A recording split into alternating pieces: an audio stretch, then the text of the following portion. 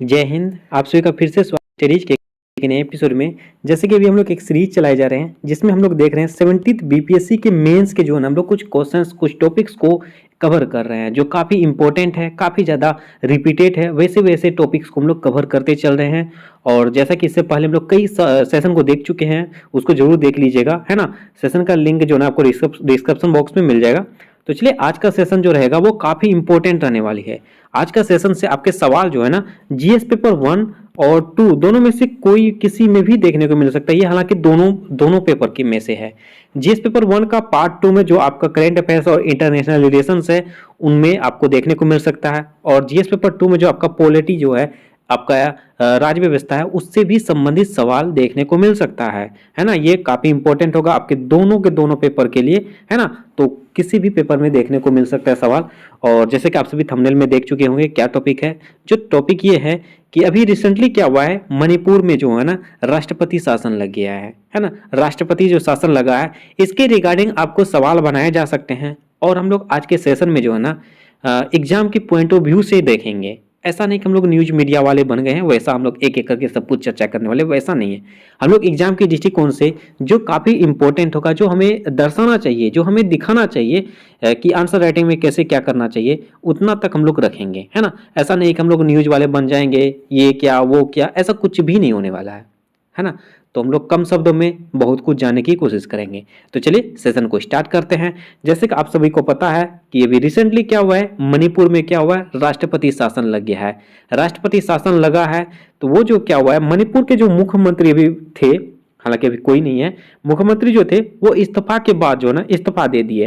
इस्तीफा के बाद जो वहां अभी किसी भी प्रकार का शासन सरकार नहीं है ना। राज्य के जो है ना आपके राज्य के प्रधान कौन होते हैं, मतलब कि राज्य के जो ना अभी देखोगे तो कार्यकर्ता के तौर पर कौन होंगे, ये मुख्यमंत्री। हालांकि मुख्यमंत्री अभी नहीं है तो इसका मतलब है। और आप ये भी जानते हैं कि मणिपुर में कई महीनों बोल सकते हैं, सालों बोल सकते हैं, वहाँ पे काफ़ी ज़्यादा मतलब कि लोगों को दिक्कतों का सामना करना पड़ रहा है ना। काफ़ी न्यूज में है।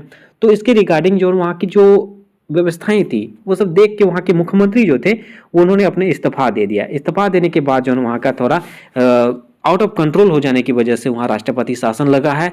तो अभी रिसेंटली हुआ है। तो मैंने क्या लिखा है कि मणिपुर के मुख्यमंत्री के इस्तीफे से राज्य में राष्ट्रपति शासन की संभावनाएं बढ़ गई है। बढ़ गई मतलब कि लग गया है, ठीक है। तो इसको हम लोग देखेंगे। ये हम लोग का प्रश्न हो गया, ये काफी चर्चा में है।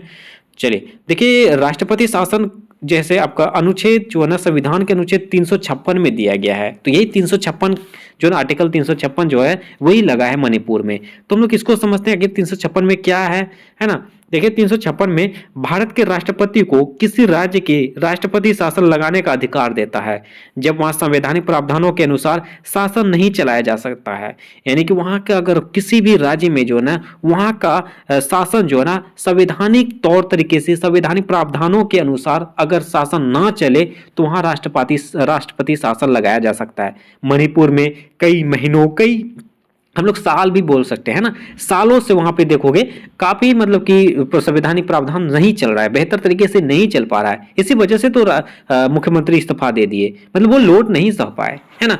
तो इस तरह से इसको समझ सकते हैं कि जो राष्ट्रपति शासन तभी लगाया जाता है अगर किसी राज्य या केंद्र शासित प्रदेश में अगर वहां जो है ना संवैधानिक तौर तरीके से संवैधानिक प्रावधानों के अनुसार शासन नहीं किया जाए तो वहां राष्ट्रपति शासन लगाया जाता है। तो वही अभी शिकार हुआ है कहाँ, मणिपुर, है ना। मणिपुर में भी राष्ट्रपति शासन लागू है ना। उसके बाद आगे हम लोग देखते हैं आगे क्या कहा जाता है। आमतौर पर राज्यपाल की रिपोर्ट के बाद होता है जिसमें कहा जाता है कि राज्य मशीनरी विफल हो गई है। मतलब वहाँ के जो भी मणिपुर के वर्तमान में राज्यपाल हैं उन्होंने राष्ट्रपति जी को ये रिपोर्ट जारी किया कि अभी मणिपुर में आउट ऑफ कंट्रोल है, यहाँ संवैधानिक प्रावधान सही तरीके से नहीं चल पा रही है, तो आप किसी प्रकार का कदम उठाया जाए, है ना। इस प्रकार क्या करता है, राज्यपाल के रिपोर्ट के बाद ये कदम उठाए जा सकते हैं, राष्ट्रपति अपने मन से नहीं कर सकते हैं। तो ये भी हमें ध्यान रखना है ना। उसी प्रकार राष्ट्रपति एक घोषणा जारी करते हैं कि जिसके तहत राज्य सरकार के केंद्र सरकार को, देखिए ध्यान से सुनिएगा, ये पॉइंट आपको इंपॉर्टेंट होगा। राष्ट्रपति एक ऐसा घोषणा जारी करता है जिसके तहत राज्य सरकार जिसके तहत राज्य सरकार के कार्य जो है ना वो केंद्र को तथा राज्य विधानमंडल की शक्तियां जो ना वो संसद को हस्तांतरित कर दी जाती है। अभी मतलब राष्ट्रपति शासन जो लगा है ना मणिपुर में, अभी मणिपुर के कोई भी गवर्नमेंट नहीं है, उनके गवर्नमेंट का सारा जिम्मेदारी किसके पास है, ये केंद्र सरकार के पास है। और वहां जो विधानमंडल थे, विधानमंडल की सारी शक्तियां कहां पे आ गई है, अभी संसद के हाथों में निहित है। तो ये भी हमें ध्यान रखना है, ठीक है। तो ये आप समझ सकते हैं।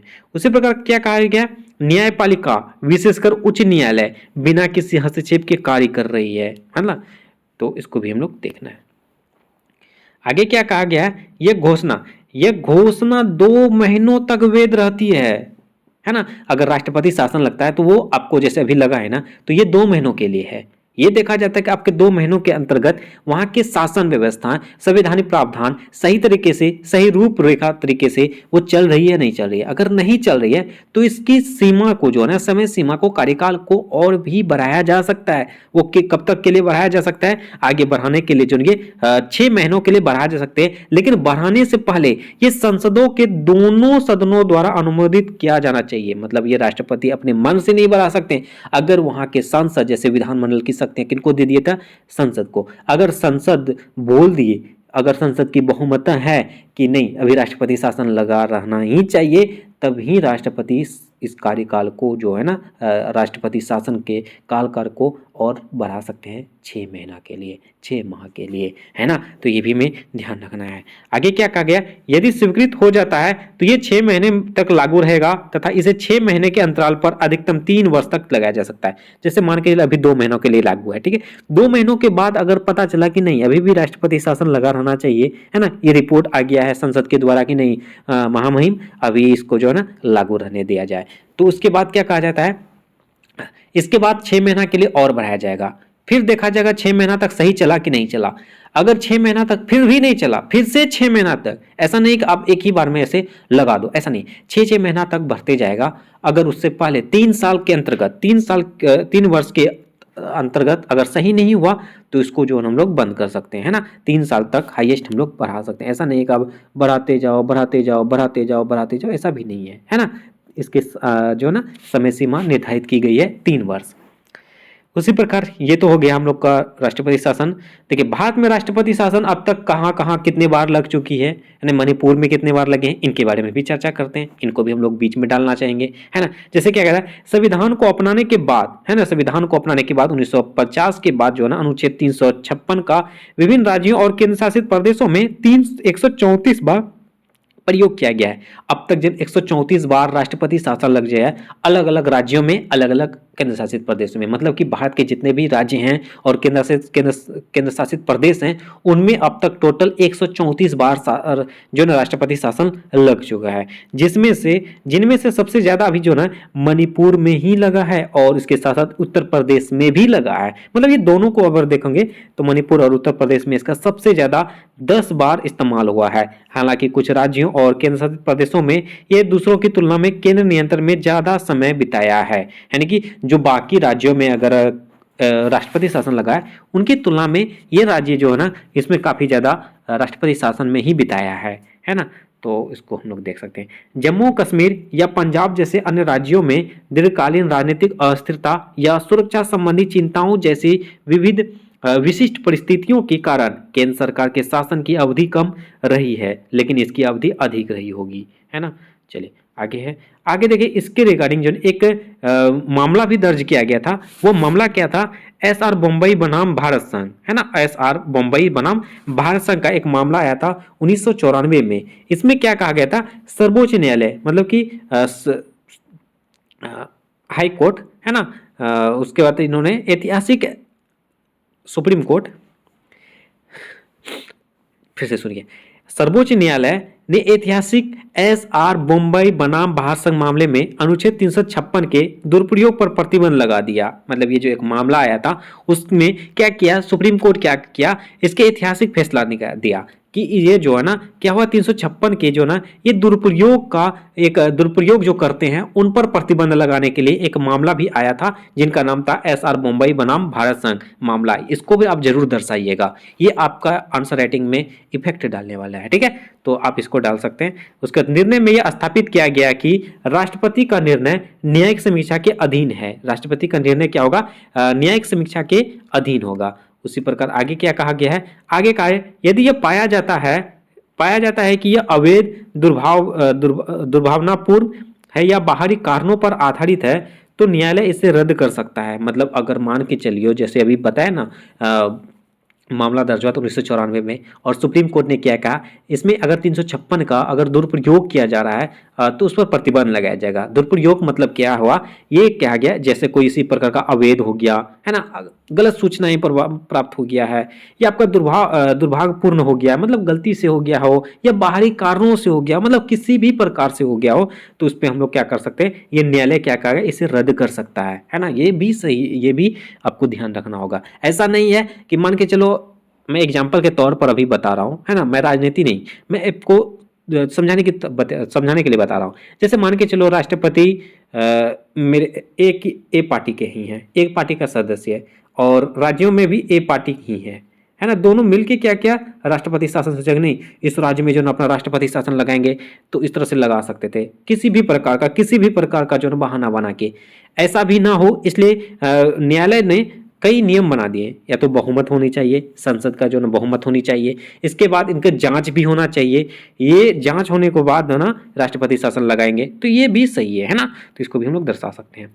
नेक्स्ट कहा जाता है राज्य विधानमंडल को निलंबित कर दिया जाएगा तथा कार्यपालिका और शासन के अन्य अंग तक जारी रहेंगे जब तक कि संसद 2 महीने के भीतर घोषणा की पुष्टि नहीं कर देती है। जैसे 2 महीना तो दिया ना, 2 महीना तो दिया, इसमें संसद पूरा पुष्टि करेगा, ये जांच पड़ताल करेंगे कि सही में राष्ट्रपति शासन लगना चाहिए नहीं चाहिए, कहाँ तक ये तार्किक है, ये सब चीजें ध्यान देंगे है ना। तो उसके बाद न्यायालय जो है ना इसकी फैसला को 6 महीना के बाद मतलब जो बढ़ाने का जो है उनको बढ़ा सकते हैं, इसलिए 2 महीना पहले शुरुआत में दिया जाता है। तो यहाँ तक की बातें आपको समझ आ गया होगा। चलिए अंतिम की ओर हम लोग बढ़ते हैं। अंतिम में क्या कहा गया है, अब देखिए हम लोग ये आपातकालीन प्रावधान जो है ना ये संविधान के भाग 18 में आपातकालीन प्रावधानों की बात की गई है। आपातकालीन प्रावधानों को 3 श्रेणियों में वर्गीकृत किया जा सकता है, यानी कि दो आर्टिकल जो 350 से 60 के बीच में है, इसमें हम लोग 3 भागों में 3 कैटेगरीज में बदला गया, भागों में बांटा गया है। वो कौन कौन से हैं इसको देखिए, हालांकि इसको आप पता होगा फिर भी हम लोग देखेंगे। अनुच्छेद 352, 353, 354, 358, 359 जो राष्ट्रीय आपातकाल से संबंधित है, ठीक है। उसी प्रकार 355, 356, 357 जो किसी निश्चित स्थिति में राज्यों में राष्ट्रपति शासन लगाने से संबंधित है। यही तो हम लोग का पॉइंट है ना, 356 लगा हुआ है तो ये राष्ट्रपति शासन लगा हुआ है ना। उसी प्रकार का क्या कहा गया 360 में है जो वित्तीय आपातकाल की बात करता है ना। उसी प्रकार अंतिम छोर पे हम लोग क्या लिखेंगे, पश्चिमी गोलार्ध में क्या कहता है, राष्ट्रपति शासन हालांकि एक संवैधानिक रूप से स्वीकृत साधन है, भारतीय राजनीति में एक बहस का मुद्दा बना हुआ है ना। ये भारत क्या कहा गया, भारत राजनीति में एक बहस का मुद्दा बना हुआ है। इसके अनुप्रयोग के संबंध में चल रही बहस जैसा कि मणिपुर की स्थिति में देखा गया है एक संतुलित दृष्टिकोण की आवश्यकता को रेखांकित करती है जिससे राज्य सरकारों की स्थिरता और संवैधानिक मूल्यों का संरक्षण सुनिश्चित हो सके, है ना। इससे क्या कहा गया है, मतलब ये निष्कर्ष में है कि जब तक ये जांच पड़ताल होंगे, इसके बाद जांच पड़ताल के बाद जो है वहाँ राज्यों की जो स्थिति है जैसे राष्ट्रपति शासन है, जांच पड़ताल करेंगे तो उसके बाद क्या होगा, संवैधानिक मूल्यों का संरक्षण सुनिश्चित हो सकेगा। इस तरह से हम लोग दर्शा सकते हैं। तो इस तरह से हम लोग का आज का सेशन में राष्ट्रपति शासन जो मणिपुर में लगा है इसको हम लोग पूरा डिटेल से चर्चा किए कि कैसे कैसे क्या क्या चीज़ें हैं, कैसे कैसे हम लोग दर्शा सकते हैं, क्या क्या इसका ऐतिहासिक पृष्ठभूमि रहा है, कहाँ पे कितने बार लगे हैं और कैसे कैसे क्या बदलाव किया जा सकता है, कौन से मामला दर्ज किए गए थे, क्या प्रतिबंध लगाया गया था। इन तमाम बिंदुओं को हम लोग डिटेल से चर्चा कर चुके हैं, है ना। उम्मीद करता हूँ आज के सेशन आप सभी को समझ आया होगा। अगर हम लोग को आंसर राइटिंग में ये सवाल बनाए जाएंगे तो आप ऐसे लिख सकते हो, है ना। हम लोग क्या बोले थे शुरुआत में, ये एक आपको परीक्षा के दृष्टिकोण से आपको बताया जाएगा, आपके किसी भी प्रकार का समाचार न्यूज मीडिया के माध्यम से वो तौर तरीके के रूप में आपको नहीं बताया जाएगा, है ना। तो यही रहा आज का सेशन। उम्मीद करता हूँ आज के सेशन से आपको काफ़ी कुछ सीखने को मिला होगा और काफ़ी कुछ समझ में आया होगा, है ना। और एक निवेदन है, जो भी चैनल में पहली बार आए हैं और चैनल को सब्सक्राइब नहीं किए तो प्लीज़ चैनल को सब्सक्राइब जरूर कर लीजिएगा और बेल आइकन को जरूर हिट कीजिएगा। सेशन अच्छा लगे तो लाइक जरूर कीजिएगा, कमेंट के माध्यम से अपना रिव्यू जरूर दीजिएगा और अपने दोस्तों को भी ज़्यादा से ज़्यादा कोशिश कीजिए शेयर करने का, है ना। हम लोग चलिए मिलेंगे नेक्स्ट सेशन में, तब तक के लिए थैंक यू। जय हिंद।